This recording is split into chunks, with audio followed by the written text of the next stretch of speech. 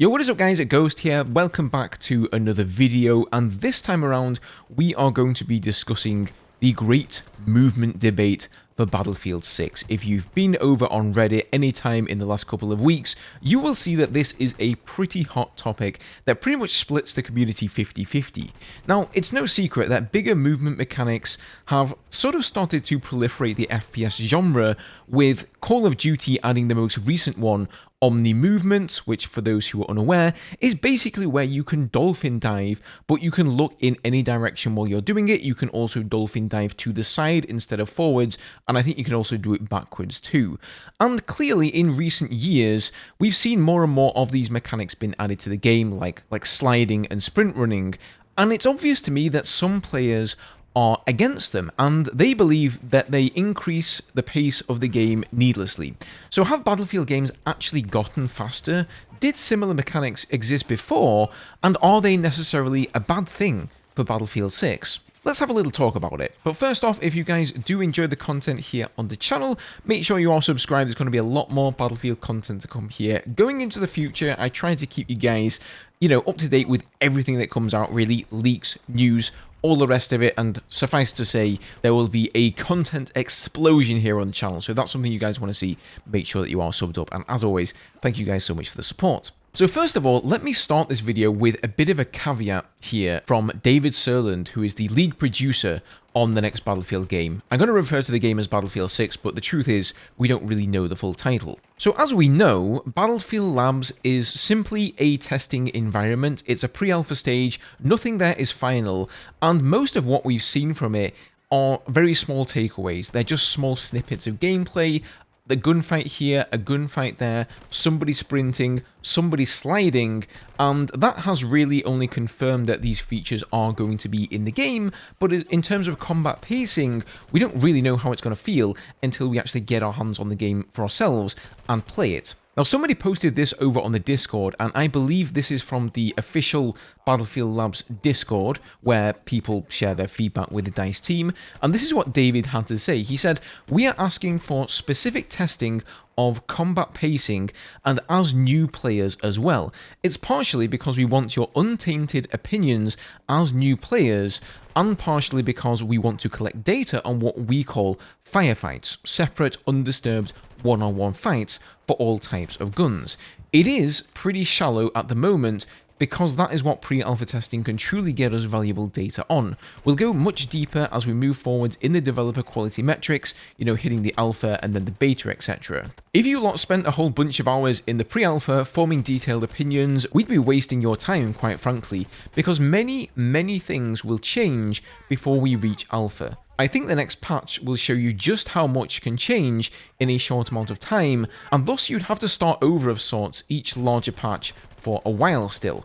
So I think what he's kind of getting at here is, first of all, it sounds like the next Battlefield Labs test is going to be a lot different to the previous 3 that we've seen. Of course, all of them really had the same weapons, mostly the same vehicles. We have seen 2 separate maps here, but maybe next time we're going to see a lot of big changes. But secondly, he's saying that many things will change before we reach the alpha. So he's not even talking about before we reach beta or the release of the game even. No, just before we reach the alpha, because at the moment the game is still in a pre-alpha stage. So when we are talking about all of this movement stuff, guys, just bear that in mind. It's probably going to change a lot. But that being said, a lot of people are leaving their feedback, and that will most likely impact DICE's decision making. Now, this is probably going to upset half of you, and it's probably going to make the other half of you pretty happy, because it seems like we're pretty much split on whether this game should have faster movement, maybe like we've seen in 2042, or go back to some of the slower movement that we've seen in some of the past Battlefield games. Does the game actually look too fast? I would say, personally for me, that it doesn't. But there is one camp of players who do believe that the games have actually gotten faster through the ages. Now, at this moment, I want to draw your guys' attention to this video that was posted over on Reddit, and this is a direct comparison of somebody running through No Shore Canals on Battlefield 4 and then 2042. So you can see here he has the exact same field of view. He starts from pretty much the same position, and by the time he reaches this container, it takes pretty much the exact same amount of time. Now, I did look at the first frame of this video, and it does look to me like the field of view might be slightly different on the Battlefield 2042, or maybe he starts this from slightly further back, but nevertheless, the running times here in these games are very similar. And I would say that the issue in 2042 isn't actually the running time or the pacing of the running, it is rather the animations. So again, if we take a look at Battlefield 4 here, the animations are more deliberate, they're more slow, the weapon just looks more weighty.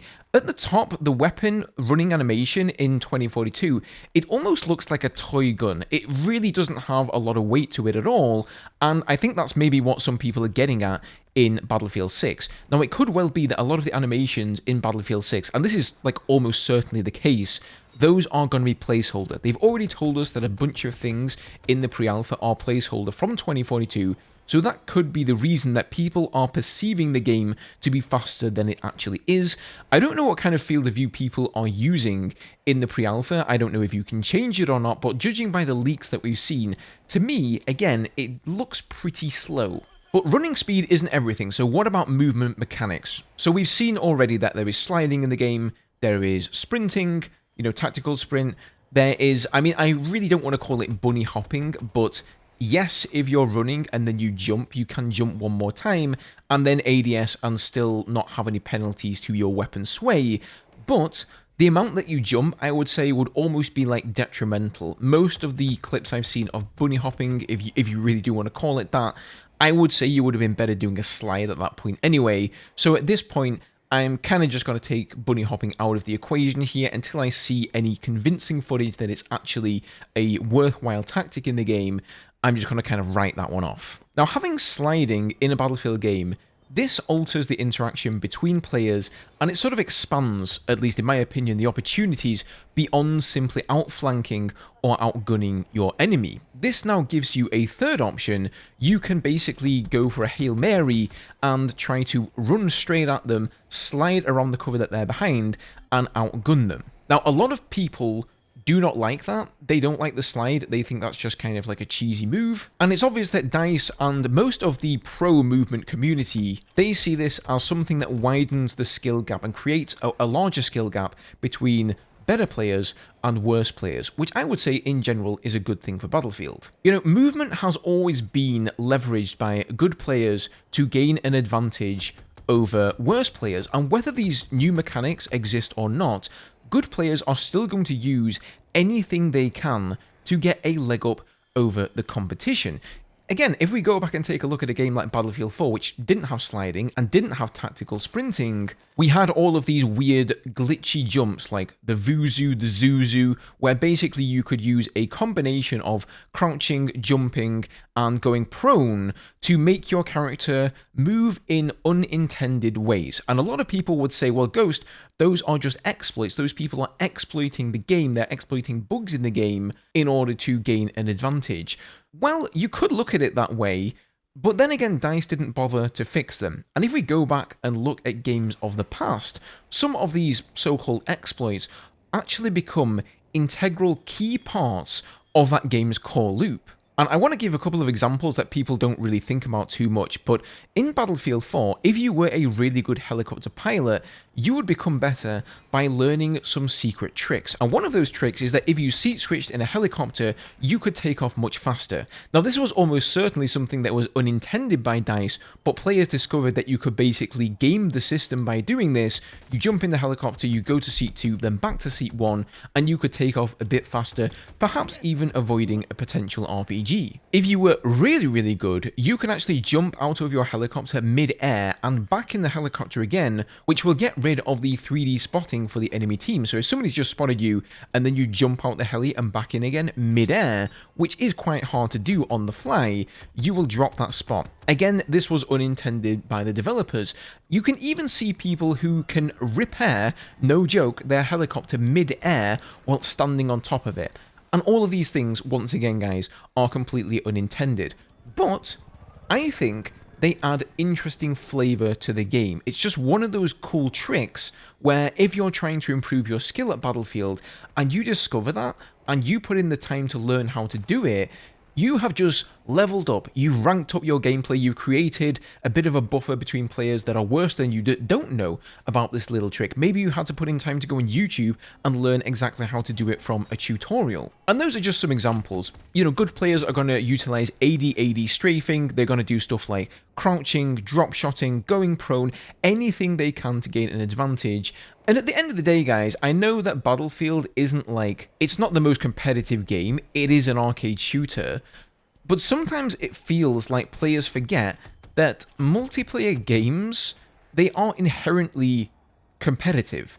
You know, you're shooting other players and hoping that you're going to kill them before they kill you, so no, there is no competition that we're all competing in, but it's still a competitive experience. It's not going to be the idea of a super relaxing game. This is not Stardew Valley. And I gotta say, I kind of find it somewhat sad that good players, they are no longer revered these days, but rather shunned or condemned as sweats, which I think that word sort of carries like a negative connotation to it, like somebody who just sits in their mum's basement all day, not touching grass and doing nothing but playing the game. But back in the Battlefield 4 days, at least, good players were revered, they were looked up to, and myself as somebody who really liked the vehicles in that game, I looked up to people who were better than me, and because I made tutorials and stuff on YouTube, a lot of people who watched those tutorials looked up to me and were inspired by my gameplay. And I'm not trying to say that to boast or anything, that's just a matter of fact. These days, whenever I post vehicle gameplay of 2042, I get the same kind of treatment that good players do. People just basically say, oh, it's easy because you're in a vehicle, right? Like, you're so sweaty, dude. You know, why don't you play Battlefield like a real man and go and play infantry? And it's kind of the same thing with sliding. Oh, you killed me because you slid around the corner and used an in-game mechanic. Like, why don't you play the game properly, man? I would simply say that these people are sore losers, if I'm being perfectly frank and honest about it. Now, I'm aware at this point in the video, there's probably quite a few of you who are feeling quite frustrated, possibly angry towards me, but I do want to clarify a few things here.